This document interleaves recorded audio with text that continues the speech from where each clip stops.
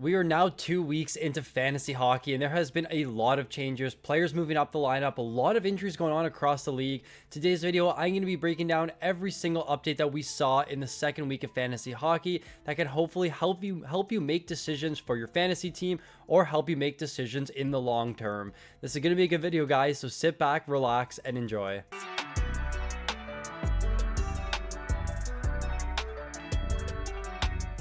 The Brady Tkachuk injury is not good news for fantasy owners. A guy that was likely taken in the first round, kept by me in 3 leagues. He looks like he's going to undergo thumb surgery.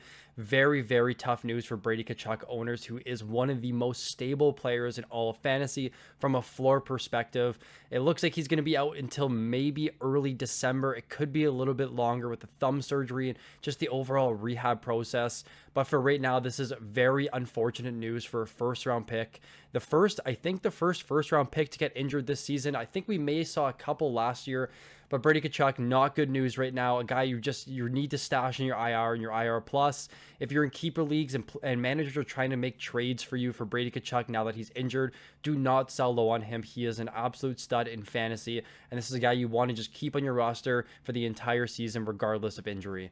Now, Brandon Montour, interesting development. We didn't really get much information, but it's a leave of absence, so we don't usually get a lot of information.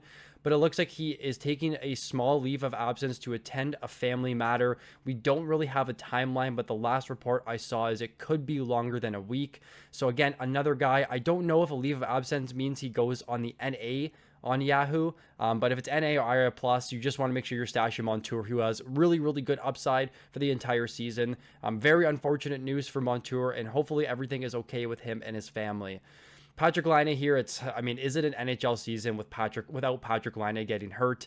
This is a very, very constant thing. He has not been good in fantasy by any means at all. One of the most disastrous careers of any player that I can think of over the last 10 years with Patrick Laine.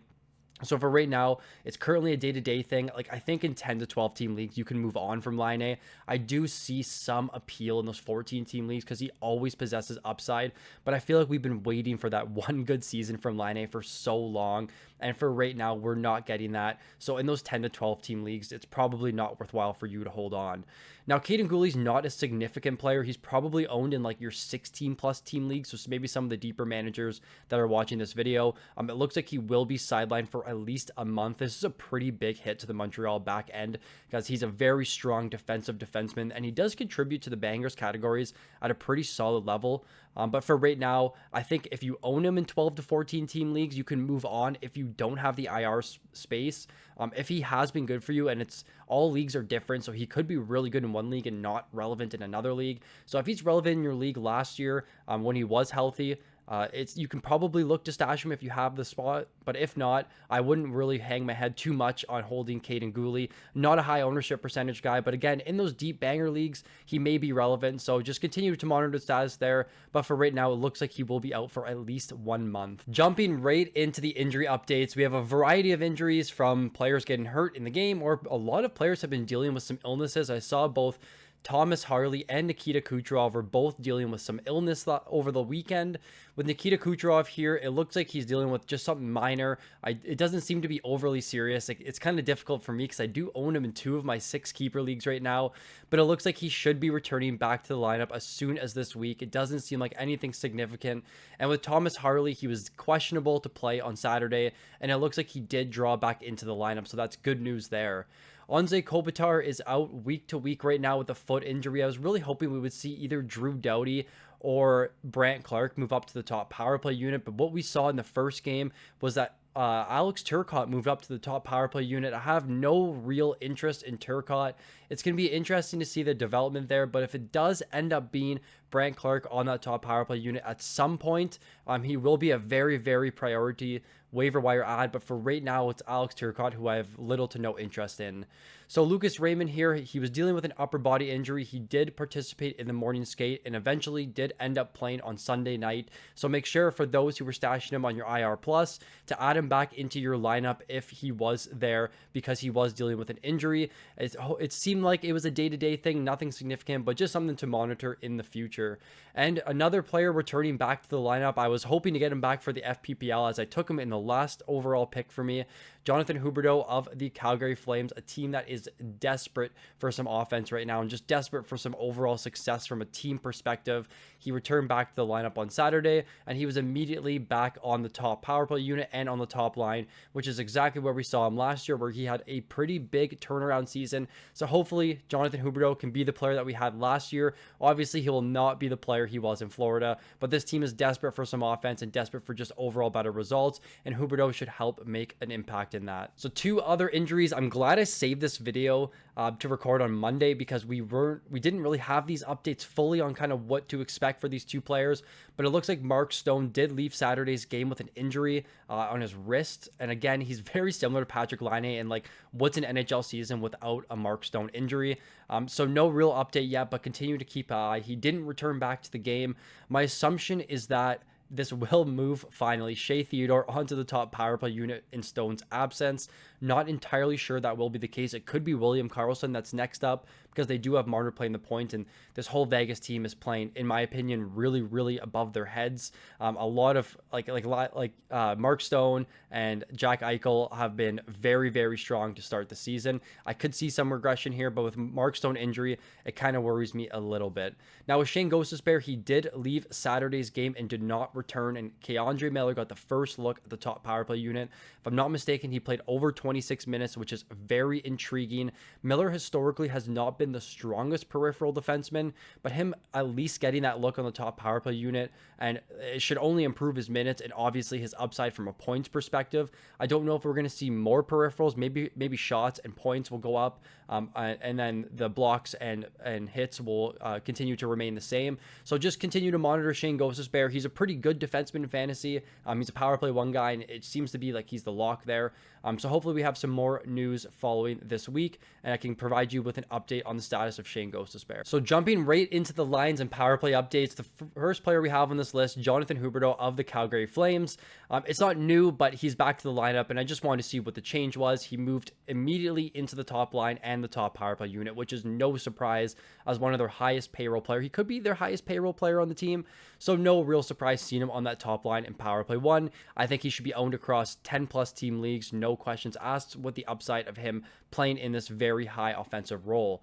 Now, Jackson Blake here of the Carolina Hurricanes is off to a very strong season, one of the highest shot rates in the NHL to begin the season. They have him on line 2, power play 1, and this segues perfectly into the next player, Andrei Svechnikov. Oh my God. Like, between him and Laine, those are 2 guys that have fallen off a cliff over the last couple of seasons. We were really hoping for a Svechnikov bounce back season, a former 3rd overall pick, if I'm not mistaken. Now skating on the 4th line and power play 2, playing under 13 minutes per night. I think with Svechnikov, you can drop him in 14 plus leagues, and you can replace him with Jackson Blake, who is significantly lower owned, who has very strong shot volume to start the season, as well as skating in the top 6 and power play 1, who is poised for a strong breakout season.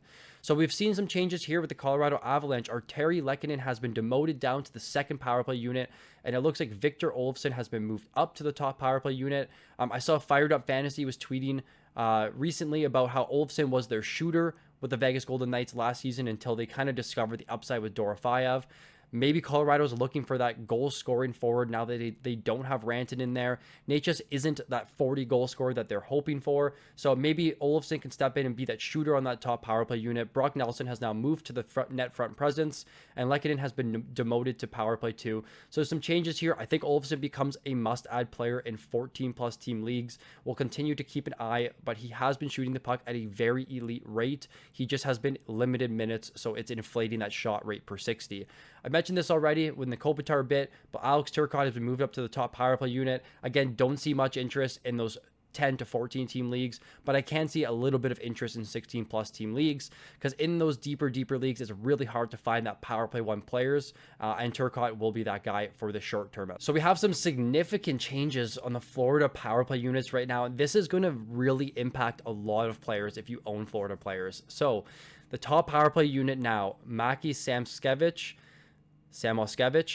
really hard name to pronounce, Anton Lundell, Sam Reinhart, Carter Verhaeghe, Jeff Petrie. So Reinhart, I think, gets hurt the most because he's now on a little bit of a worse power play, but it looks like they're going power play 1A and power play 1B, which is not good for the big dogs, I would say, in Jones, Reinhart, Ekblad, Bennett, because the power play time is going to be split, but it benefits the guys that weren't already playing on the power play, and Sam Oskevich, and Lundell, and Jeff Petrie, Rodriguez. Those guys, I think, get the most benefit. So now power play 2 here, Marchand, Bennett, Rodriguez, Seth Jones, and Aaron Ekblad. Not good news for the Florida Panther owners. If you own a lot of these players across your leagues, it's just going to be interesting to see kind of what happens over the next little bit, but it's not very good news there from the Florida Panthers if you own them in fantasy.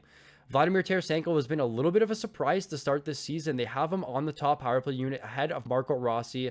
He's picked up a couple of assists. He scored his first goal just last night. He's skating line 2, power play 1 right now. I don't think he's a priority ad in 12-team leagues yet, unless you really desperately need a winger. But I think in 14-plus leagues, I definitely see the appeal in Vladimir Tarasenko as he continues to scale on this top power play unit, who I think is very unsustainable right now. If I'm not mistaken, they have 14 goals this season and 10 of them are on the power play for the Wild. So just keep that in mind, that power play production is not overly sustainable, as is 5-on-5 production. So for right now, I see the appeal, but he could be a guy that could be dropped within a week. So New Jersey's been shaking their power play up. It looks like they now have moved Dawson Mercer down to power play 2 and Timo Meier up to the top power play unit, which is very good news for Timo Meier owners. This is one of the best power plays on paper. It's just a matter of if they can continue to get things going and be that elite power play that everyone has been hoping for. Luke Hughes is back on the power play unit, and Brat, Heischer, and Jack Hughes, no surprise that they are there. So Matthew Schaefer here looks like he has been now moved up to the top pair. When I last made this video, he was in between power play 1 and power play 2, as well as third pair, but he's now moved up to the top pair. Patrick Waugh said he's going to be getting full-time looks at power play 1. He could be a massive league winner. To be honest, guys, I wasn't on him at all this season. He didn't play much last year, and in training camp, they had him not even on the power play units. So very interesting development. If you drafted Schaefer or added him on free agency, he has the upside to be a massive league winner. This is a very overlooked by me, but good on you if you were able to draft and hold Schaefer, a very exciting prospect. And for Canada fans, will he be on the Olympic team? Me and Chris had a debate about this. I think no. He thinks it's a possibility. Let me know in the comment section below if you think Matt Schaefer is a possibility for the Olympics this year. As an 18-year-old, big ice, we need those big skaters, those fast skaters, and Matt Schaefer. So it's going to be interesting to see what happens, but very good if you own or drafted Matt Schaefer this season. Continuing down, we have the Buffalo Sabres with some new power play lines that have been producing very well. Josh Doan here on line 2, power play 1. I think he's a priority ad in 14-plus team leagues. The only issue is this week is a very favorable week for Buffalo Sabre players because of their schedule. So Doan and Benson will likely be getting added, and they may be continue to be held because they've been producing at a pretty good level. I like both of them. If I were to prefer one, I think it would be Josh Doan because his shot volume is very strong compared to Benson. Benson did have that 4-assist game, but I think I like the upside with Doan just slightly over Benson. I think both of them are must-adds in 14-plus team leagues. I think Doan is more likely to be added in those 12-team leagues, but in 10, I don't think I would have any interest. So with John Klingberg injured, it looks like Dmitry Orlov has moved up to the pair 1, power play 1. When I first made my sleepers list going into the season, this was in preseason, I had Orlov as one of my top defenseman sleepers because of that upside of him potentially being on power play 1. So now that he's there, I definitely have a lot of love for him. I've added him in one of my leagues right now, and I think he's a good add in 12-plus team leagues. Lastly, we have Easton Cowan here, a guy I just don't really like. But he's line 1 with Matthews and Nyes. I don't have much interest from him. Not really a high shot volume guy so far. He's playing 13 minutes right now. I don't think he'll get power play 1 duties. That power play 1 is pretty set right now. But just something to note that he is on line 1. If we start to see about 16, 17 minutes and that shot volume increasing a little bit, I would have much more interest. But for right now, I don't have much interest in Easton Cowan. Okay, so let's jump over to the breakout watch. So I didn't want to put Jack Eichel in here because he's not like a breakout player. He's an elite, top 15 player in fantasy. But you got to shout out how good he's been this season. In 6 games, 5 goals, 15 points, and 30 shots. He could end as a top 5 player this season. We will continue to see how good Vegas will be over the next couple of weeks, but this team is flying on all cylinders to start the year. Jack Eichel does have some injury history, which could really set him back from being that top 5 player. But if we see a full 82 on the pace that he's on right now, it could be an extremely good season where we start seeing Jack Eichel being drafted in the top 5 to 6 overall in the next couple of years. So good on you if you've kept him in your keeper leagues for fantasy, because looks like he's going to have a very strong season. I don't know how sustainable this start is for Eichel. He's always had the upside. They have Marner now. The team is clicking. So a lot of love from Jack Eichel in the early going. Nick Schmaltz is coming off a very big week, and he's a very good start to the season with 3 goals and 9 points through 6 games, 23 shots on goal, playing just under 20 minutes per night, played as high as 22 minutes just last game. Is it sustainable? I'm not sure, but the shot volume is still pretty good to start the season. He's getting the looks on the top line and top power play unit. Could this be the breakout season for Nick Schmaltz? Potentially. Again, another guy that does have some injury history. Now, someone I don't think is fully sustainable, but is definitely worth it for the breakout watch is Shane Pinto. Insane. 7 goals through his first 6 games, skating power play 1, and the shot rate has improved from 7.1 shots per 60 last year to 11.3 per 60 this season. So there's definitely upside with Pinto with that shot rate increase, with the power play 1, and with Brady Tkachuk hurt now, Pinto is going to continue to play power play 1. I don't know how sustainable it is for Pinto. He's always had some of that upside, but we'll continue to see and continue to monitor that usage, the shot rate, and the shooting percentage. But for Pinto, it's been a very good start to the season. So I wanted to include someone a little bit different here, in Mika Zibanejad. So I'm continuing to keep an eye on Zibanejad. He has just 3 points in 7 games, but the biggest indicator I'm seeing is his shot rate improved from 7.1 per 60 to 11.2 shots per 60. The goals will come. He's at the highest shot rate of his career right now. The Rangers just haven't really clicked in the early going. A very perplexing team. But they did have a better offensive game with Panarin putting up 4 points. Zib is a lock on the top 6, a lock on the top power play unit. So we'll continue to see what the developments are for Zib here. But as long as the shot rate continues to be elite, like we've seen in the early going, the goals are going to come. He has been a 40 goal scorer previously in his career, so he does possess the upside. But just continue to monitor Mika Zibanejad. I think it's a really strong buy low player right now. So I like what we're seeing from Mika Zibanejad in that shot rate. I just felt like he deserved a mention with that significant improvement in his shot volume. Okay, so lastly, I want to talk about a couple goalies. We've gotten a lot of questions about Dustin Wolf, and I want to address it. So, not very good from Dustin Wolf so far this season. If I'm not mistaken, he leads the league in goals against right now. It has not been good for those who have drafted him. I was pretty in on him this year because I loved the volume upside from him. He's like basically a poor man's UC Saros, or very similar to UC Saros.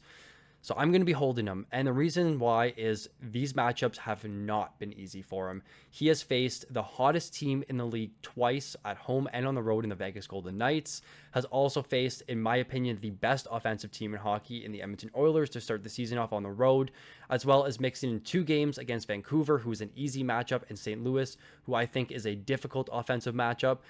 It hasn't been easy for him. The matchups have been very tough. It hasn't been good for Dustin Wolf owners. You can't drop a guy that's going to be getting you 60 starts this season, even if he's not playing well in the first 5 games. I think Chris's video has, from what I've seen, about 6 or 7 comments about dropping him. Don't drop Dustin Wolf this early. The matchups have been really tough. They just got Jonathan Huberdeau back in the lineup. I think there could be due for some positive regression from this team.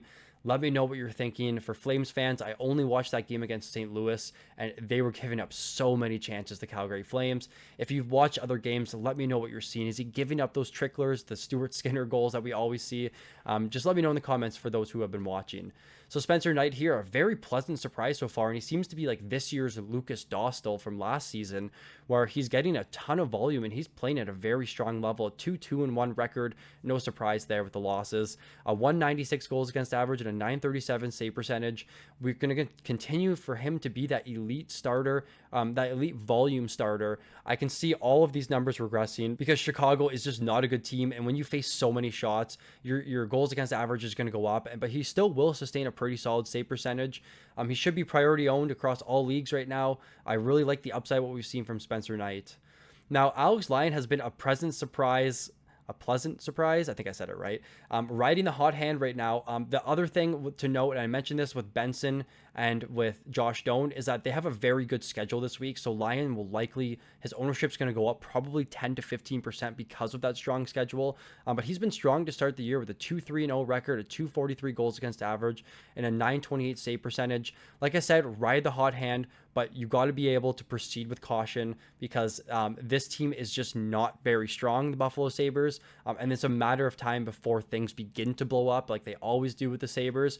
They're not really a good defensive team, but continue to play Lyon in your lineup as long as he's playing well and the matchups are there. If he has a road game, for example, against Vegas or a road game against Edmonton, I probably wouldn't start him. But as long as he's playing well, he should be a guy that you could be adding into your lineup, adding on the free agency and putting in when you think the matchup is good, as long as he continues to play at the level we've seen through the first 5 games of the season. That will do it for the Everything Has Changed video for week 2 of fantasy hockey. If you enjoyed the video, make sure you leave a like. And if you're new to the channel, please subscribe.